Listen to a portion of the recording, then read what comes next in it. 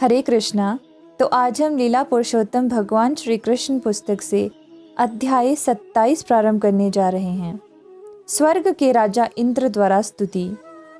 जब कृष्ण ने गोवर्धन पर्वत उठाकर इंद्र के कोप से वृंदावन वासियों को बचा लिया तो उनके समक्ष गोलोक वृंदावन से सुरभि गाय तथा स्वर्ग के राजा इंद्र प्रकट हुए। स्वर्ग के राजा इंद्र को कृष्ण के प्रति किए गए अपने अपराध का ज्ञान था, अतः वह चुपके से एक निर्जन स्थान से उनके समक्ष प्रकट हुआ। वह तुरंत ही कृष्ण के चरण कमलों पर गिर पड़ा। यद्यपि उसका अपना मुकुट सूर्य के समान दीप्तिमान था। इंद्र को कृष्ण के महान पद का ज्ञान था, क्योंकि वे इंद्र के भी स्वामी हैं। किंतु उसे विश्वास नहीं हो रहा था कि कृष्ण अवतार लेकर वृंदावन के ग्वालों के बीच रह सकते हैं। जब कृष्ण ने उनकी सत्ता को चुनौती दी तो इंद्र क्रुद्ध हुआ, क्योंकि वह सोचता था कि इस ब्रह्मांड का सर्वे सर्वा मैं ही हूँ और मेरे समान कोई बलशाली नहीं है।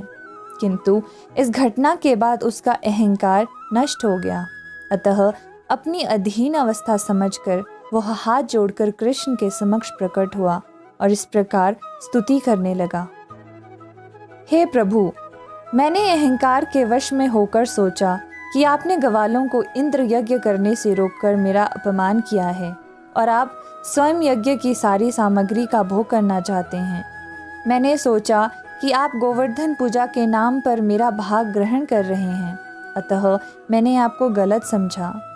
अब आपकी कृपा से मैं समझ पाया हूँ कि आप परमेश्वर श्री भगवान हैं और समस्त भौतिक गुणों से परे हैं। आपकी स्थिति विशुद्ध सत्वम की है, जो सतोगुण के पद से ऊपर है, और आपका दिव्य धाम भौतिक गुणों से उत्पात से परे हैं। आपके नाम, यश, रूप, गुण तथा लीला सभी इस प्रकृति के परे हैं और तीनों गुणों का इन पर कोई प्रभाव नहीं पड़ता। आपका धाम उसी को प्राप्त होता है जो कठिन तपस्या करता है और रजो तथा तमो गुणों के प्रभाव से मुक्त रहता है। यदि कोई यह सोचता है कि जब आप इस जगत में अवतरित होते हैं तब आप प्रकृति के गुणों को स्वीकार करते हैं, तो वह भ्रम में है। भौतिक गुणों के जाल आपका स्पर्श भी नहीं कर पाते और ना ही आप उन्हें स्वीकार करते हैं। आप प्रकृति के नियमों द्वारा कभी बद्ध नहीं होते। हे स्वामी, आप इस जगत के आदि पिता हैं। आप ही इसके परम गुरु हैं और आप ही सभी के स्वामी हैं। आप शाश्वत काल के रूप में अपराधियों को दंडित करते हैं। इस संसार में मेरे समान तमाम मूर्ख है जो अपने आप को परमेश्वर या ब्रह्मांड का सर्वे सर्वा मानते हैं।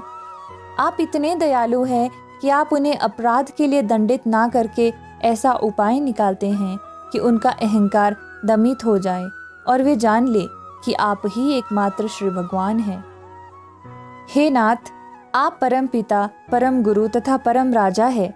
आप जब भी जीवात्माओं के आचरण में कोई त्रुटि आ जाए तो उन्हें दंडित करने का आपको अधिकार है। पिता, गुरु तथा राज्य का परम कार्यकारी अधिकारी सदैव अपने पुत्र, शिष्य तथा प्रजा के शुभ चिंतक होते हैं। अतः शुभ चिंतक होने के नाते उन्हें अपने आश्रितों को दंडित करने का अधिकार है। आप स्वेच्छा से इस धरा पर विविध रूप में अवतरित होते हैं।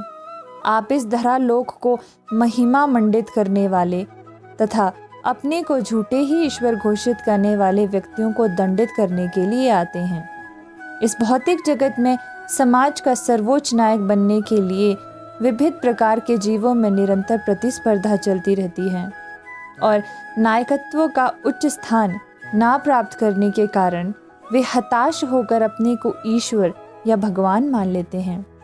इस संसार में मेरे जैसे अनेक मूर्ख हैं, किंतु कालांतर में जब उन्हें ज्ञात होता है तो वे अपनी शरण ग्रहण करते हैं और पुनः आपकी सेवा में अपने को लगा देते हैं। आपसे ईर्ष्या करने वाले व्यक्ति के दंड होने का यही कारण है। हे भगवान, मैंने आपकी असीम शक्ति को जाने बिना अपने भौतिक ऐश्वर्य के अहंकार के कारण आपके चरण कमलों के प्रति महान अपराध किया है। अतः हे भगवान, मुझे क्षमा कर दे, क्योंकि मैं तो हूँ ही मूर्ख। कृपया मुझे आशीर्वाद दे जिससे मैं पुनः ऐसे मूर्खतापूर्ण कार्य ना करूं। यदि आप सोचे कि मेरा अपराध इतना बड़ा है कि क्षमा नहीं किया जा सकता, तो मेरी प्रार्थना है कि मैं आपका शाश्वत दास हूँ। इस जगत में आपका अवतरण अपने दासों की रक्षा करने तथा शत्रुओं का विनाश करने के लिए होता है, जो महान सैन्य शक्ति रखकर पृथ्वी को अपने भार से बोझिल बनाते हैं। मैं आपका शाश्वत दास हूँ, अतः मुझे क्षमा करें। हे नाथ, आप भगवान हैं। मैं आपको सादर नमस्कार करता हूँ, क्योंकि आप परम पुरुष तथा परमात्मा हैं। आप वसुदेव के पुत्र तथा शुद्ध भक्तों के स्वामी परमेश्वर कृष्ण हैं। कृपया मेरा दंडवत प्रणाम स्वीकार करें। आप साक्षात परम ज्ञान हैं। आप स्वेच्छा से कहीं भी अपने किसी एक नित्य रूप में अवतार ले सकते हैं। आप सृष्टि के मूल कारण तथा समस्त जीवों के परमात्मा हैं। मैंने अपनी निपट मूर्खता के कारण मूसलाधार वृष्टि तथा उपल वृष्टि कराकर वृंदावन में उपद्रव मचाया। मैंने आपके द्वारा यज्ञ रोके जाने से उत्पन्न परम क्रोध के कारण ही ऐसा उपद्रव मचाया। किंतु हे स्वामी, आप मुझ पर इतने दयालु हैं कि आपने मेरा गर्व खंडित करके मेरे ऊपर कृपा की है। अतः मैं आपके चरणों की शरण ग्रहण करता हूँ। आप न केवल परम नियंता अपितु समस्त जीवों के गुरु भी हैं। इस प्रकार भगवान कृष्ण इंद्र द्वारा प्रशंसित करने के बाद मुस्कुराते हुए बोले, हे इंद्र, मैंने तुम्हारा यह यज्ञ तुम पर अपनी अहेतुकी कृपा दिखाने और तुमको यह स्मरण दिलाने के लिए किया कि मैं तुम्हारा शाश्वत स्वामी हूँ, रोक दिया है। मैं न केवल तुम्हारा अपितु अन्य सारे देवताओं का स्वामी हूँ। तुम्हें यह स्मरण रखना चाहिए कि तुम्हारा सारा भौतिक ऐश्वर्य मेरी कृपा के कारण है। हर व्यक्ति की सदैव स्मरण रखना चाहिए कि मैं ही परमेश्वर हूँ।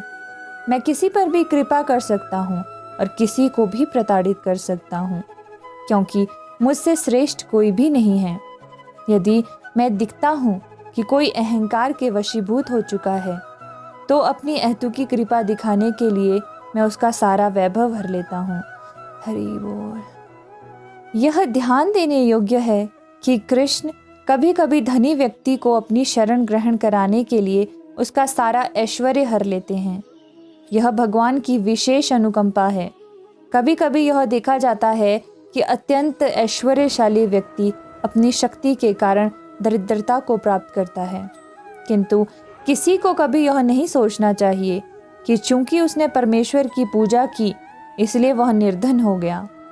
कहने का वास्तविक तात्पर्य यह है कि जब कोई शुद्ध भक्त होता है किंतु गलत गणना से वह प्रकृति पर अपना प्रभुत्व जमाना चाहता है, तो भगवान उसका सारा ऐश्वर्य हर कर उस पर विशेष अनुग्रह प्रदर्शित करते हैं, जिससे अंततः वह परमेश्वर की शरण ग्रहण कर ले। इंद्र को शिक्षा देकर कृष्ण ने उसे अपने स्वर्ग धाम लौट जाने तथा सदैव यह स्मरण रखने के लिए कहा कि कभी अपने को सर्वोच्च ना मानना अपितु परमेश्वर के अधीनस्थ समझना। उन्होंने उसे स्वर्ग का राजा बने रहने किंतु झूठे अहंकार से बचने के लिए कहा।